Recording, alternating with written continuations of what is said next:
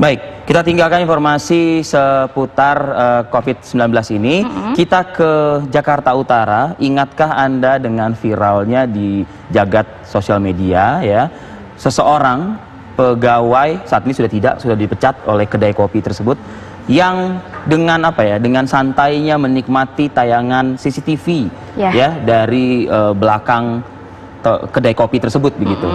Ini Dan juga yang yang disorot itu adalah gambar-gambar atau tampilan yang tidak pantas gitu loh ibaratnya kan. Sebenarnya ini gambar-gambar yang diperhatikan oleh si penjaga gerai kopi ini adalah para pengunjung, Vi. Itu dia. Ya. Dan ini berhasil diungkap segera oleh jajaran kepolisian. Benar sekali. Khususnya Resort Metro Jakarta Utara ya.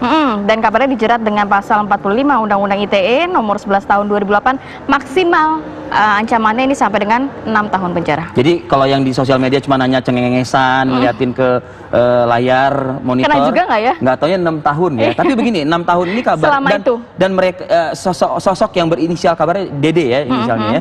Ini adalah bukan yang tampak di itu ya, di video yang viral itu. Tapi ini adalah yang menguploadnya ke sosial media pertama kali. Baik, kita sudah langsung akan melihat bagaimana update terkini. Sudah ada Vena Kintan langsung dari sana. Selamat pagi, Vena.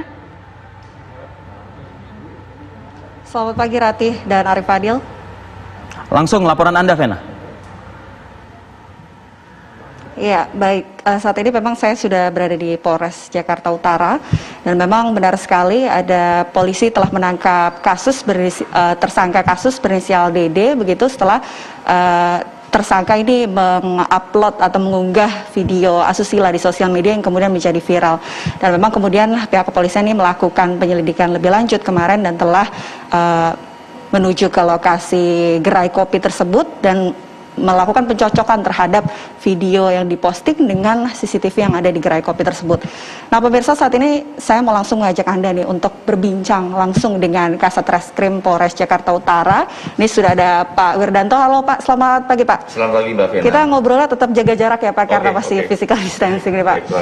Ini Pak Wirdanto mungkin bisa dijelaskan nih kepada pemirsa TV One di rumah ini kronologi kasusnya ini seperti apa, dan kemarin kan juga pihak kepolisian telah datang ke lokasi gerai kopi untuk kemudian melakukan pencocokan video yang diunggah dengan CCTV. Ini penjelasannya seperti apa nih Pak? Oke, baik.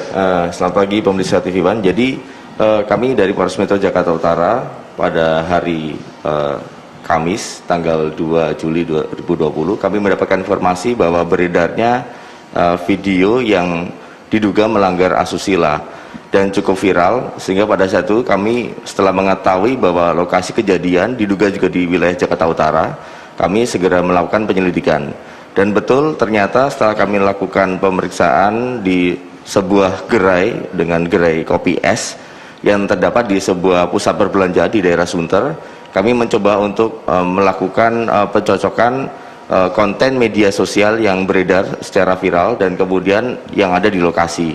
Dan setelah kami melakukan penyelidikan, ternyata betul bahwa lokasi yang viral di media sosial tersebut memang betul adanya di gerai kopi es tersebut di daerah Sunter. Nah setelah itu kami melaksanakan klarifikasi kepada sejumlah karyawan termasuk manajer store dan juga termasuk manajer area di gerai kopi es tersebut, dan kami memastikan bahwa ternyata memang betul ada 2 orang karyawannya yang pada saat itu melakukan sebagaimana yang berada dalam konten media sosial tersebut. Dan sekarang statusnya sudah ex karyawan karena dari gerai kopi es tersebut ternyata sudah memecat dari karyawan tersebut.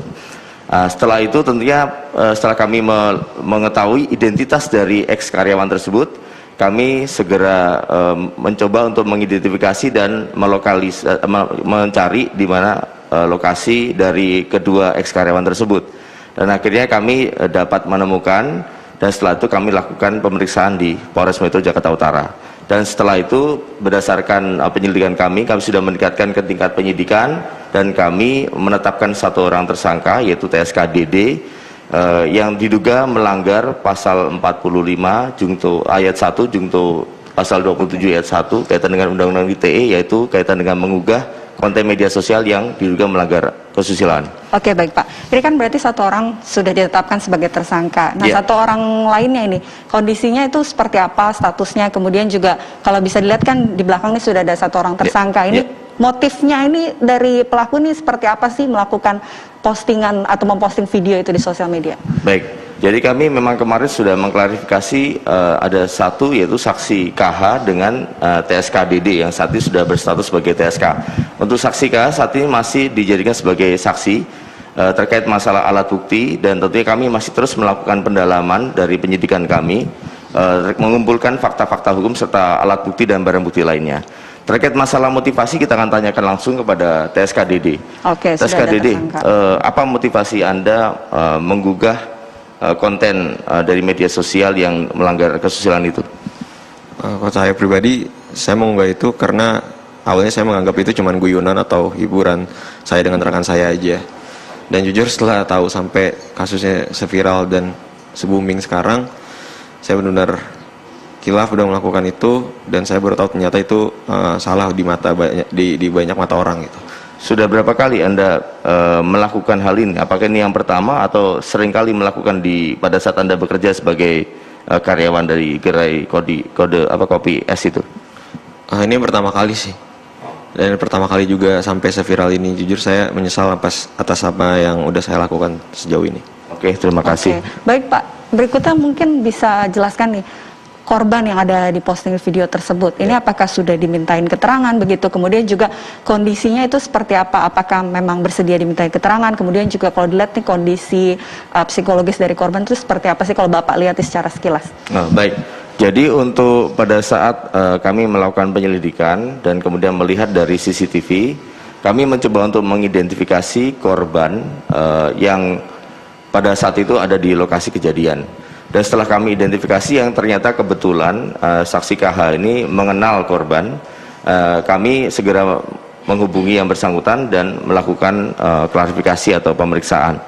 Tentunya di sini karena mengingat bahwa korban di satu sisi memang tidak terlihat wajahnya, namun demikian yang bersangkutan merasa keberatan terkait bahwa ada sebagian dari tubuhnya yang akhirnya viral di media sosial. Namun demikian yang bersangkutan tetap mencoba untuk memberikan keterangan bahwa dengan terjadinya sebagian tubuhnya yang viral di media sosial tersebut, yang bersangkutan akan memberikan kesaksian nanti di persidangan.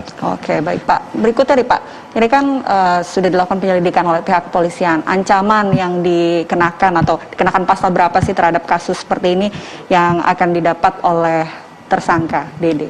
Oke, baik. Jadi berdasarkan hasil gelar perkara, kami sudah menetapkan bahwa dari TSK-DD kaitan dengan mengunggah konten media sosial yang melanggar kesusilaan ini, kami menerapkan dari pasal 45 ayat 1 jungto pasal 27 ayat 1 Undang-Undang ITE, yang tentunya ancaman hukumannya adalah 6 tahun penjara.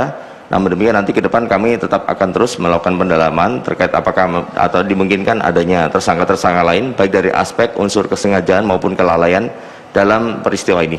Oke, baik. Terima kasih banyak Pak Wirdanto. Terima kasih Mbak Pena. Selamat kembali bertugas.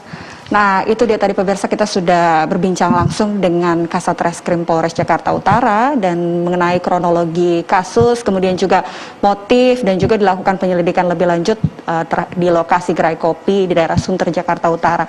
Kemudian juga ini nanti terus dilakukan penyelidikan oleh pihak kepolisian. Tentu ini menjadi catatan bagi seluruh toko maupun gerai di Jakarta, harus memperhatikan karyawannya, kemudian juga kedepannya ini harus lebih bijak dalam bersosial media. Demikian Kamarati Arif Fadil, kami kembalikan kepada Anda. Setuju dengan Anda, Vena Kintan, bijak dalam bermedia sosial. Vena Kintan mengabarkan langsung dari Polres Metro Jakarta Utara. Ya, menjadi pelajaran juga untuk kita semua.